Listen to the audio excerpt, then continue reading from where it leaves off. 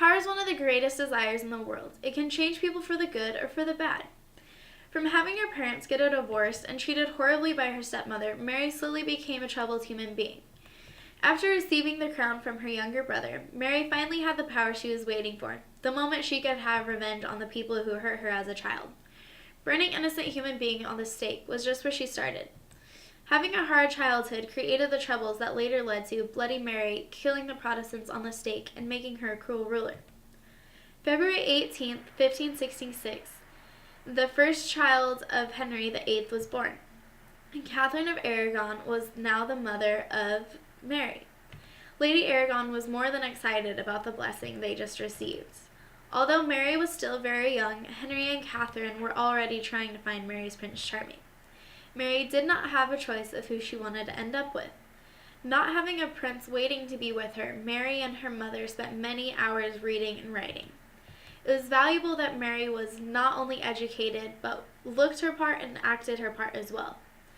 Before she hit double digits, she was already learning Latin. Many people were wowed by how quickly she caught on to the language. As times continued, Mary was told to learn many other languages. Without the help of her mother, she would have never learned any of these fine languages. Mary also had many talents. She was not only very intelligent, but caught on to things very fast. But she loved spending her time playing music. She loved playing the burgles and lute, unlike most children who learn how to play the piano.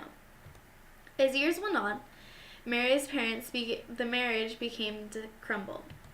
Henry VIII wanted a divorce. Having done so, Mary and her mother had a very cruel road ahead of them. Catherine was banned from seeing her only child. Henry did everything in his power to keep them apart.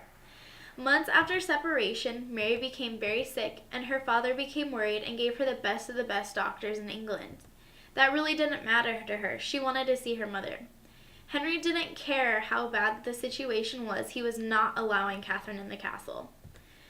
Having this hate between her parents was a horrible thing to happen to a young girl. Miss Mary was not allowed to say her last goodbyes to her mother. In that month of January 1836, Catherine passed away and was now watching over her daughter grow up. After the death of Catherine, King Henry was remarried to Anne Boleyn. Anne was a beautiful woman on the outside of the castle, but truly she was hated from little Mary. Henry and his new wife, Anne, banished Mary from the household and was no longer considered Henry's child. She was sent away to be taken the act of lady-in-waiting. On the tower of Hatfield, Elizabeth, daughter of Anne Boleyn, was now the next heir. Elizabeth received all of the attention from the family, leaving Mary in the dust. Before Mary knew it, Anne Boleyn was out of her life. She was on the trial for treason. She was taken to the Tower of London and later beheaded. After the trial, Mary's father brought her back to the castle and life went on. Once again, her father was a single bachelor. He kept looking for a mate. As time went on, Henry started to lose hope, but finally found someone. Without a doubt, he found a woman who gave him his firstborn son. Henry couldn't put his feelings into words. His dreams had finally come true. He now had his son to take over the throne. At 9 years old, Henry passed away and handed the throne to Edward. During Edward's reign, Mary was attacked in many different ways. It had gotten to the point where war was going to be announced if the cruelty against Mary did not stop. Mary's closest cousin, Charles VI, was not impressed with the actions against Mary. He protected her in every way possible. Edward later died in battle, so forcing Mary to take over the crown. She was now Queen of England. She had been waiting for that moment for many years. On July 19, 1553, Mary was announced Queen of England. Many people were afraid of what was to come because Mary was born and raised a Catholic. Many people were now Protestants, not Catholics. One of her first duties to the people, she retrieved maids for all of the families living in her area. Mary wanted to achieve many things with the new power she had received. The biggest element she wanted to tackle was to rebuild the Catholic faith.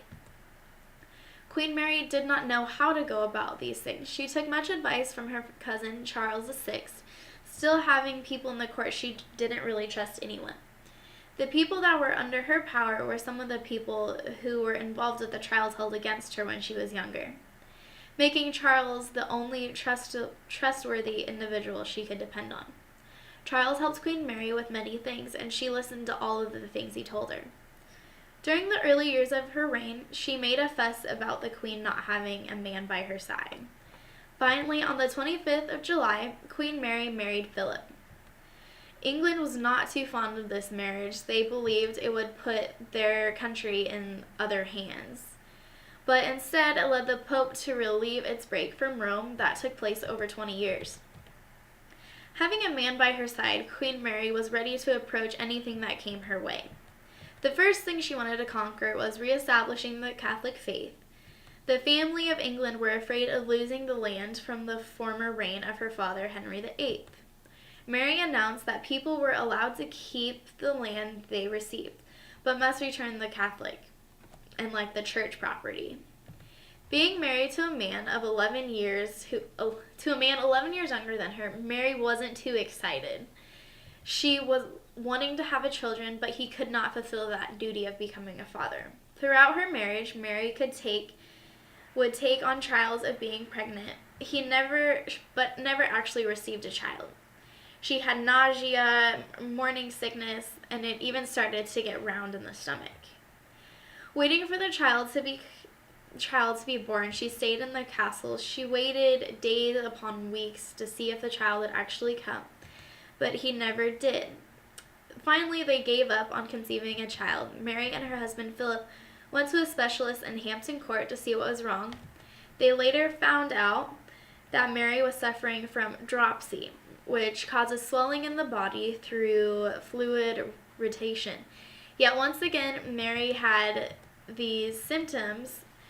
They occurred over and over, and believed she was going to be a mother, but never did.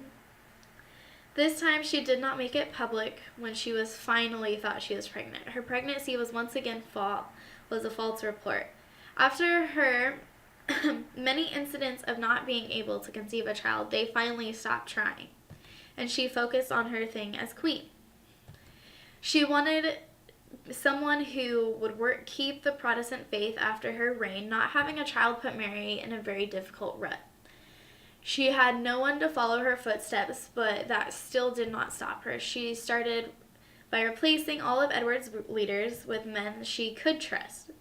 She was soon overtaken by the power she had received. The Queen had many different things she had to deal with. She made the final decision on who would receive capital punishment and who would be allowed to walk away. The world was not a happy place during her reign. It was not unusual to see cruel punishment for small things. The 1500s had many dramatic incidents that had occurred. Throughout this country, the most disturbing thing that has ever really happened was the burning of the Protestants. As Mary attempted to change the religion of England to Catholic and not Protestant anymore, many people fought against her, and they didn't agree with her.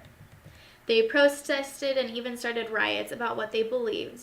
It was not very often people would dishonor their royalty, but in this case, many people had other thoughts about practicing the Catholic faith. The Queen was annoyed by the chaos and all the crazy things that was happening in England. She believed going against the Queen was not a way to act. Mary was not pleased with the townspeople's actions. The people who would not follow her were directed in different things. They were not only hung, but they were also burned at the stake. Oddly, this didn't stop the Protestants. It added fuel to the fire. They did not bow down and obey. They stood up for what they believed in and fought against Mary. The burning of the Protestants disgusted many people. It only gave them a bigger desire to kill Queen Mary. Over the time period of the killings, approximately 300 people were burned, killed at the stake, the Queen Mary's orders. Most of the burnings happened on the edge of England and did not stop until the death of Queen Mary. Once the Queen was lifeless and completely dead, after all of these burnings, the fear was gone, and England was no longer a dark country. It became what it used to be. The darkness of England was over, but never forgotten. Having all the powers of England got to Mary's head in the beginning. Mary only wanted what was good for the citizens of England. As time went on, Mary's past began to haunt her. Remembering the horrible incidents as a child, Mary became angered and abused her powers, creating one of the world's largest mass murders. Mary will never be forgotten. Going from an innocent young girl to a troubled teen only created her evil queen that later corrupted England with many killings.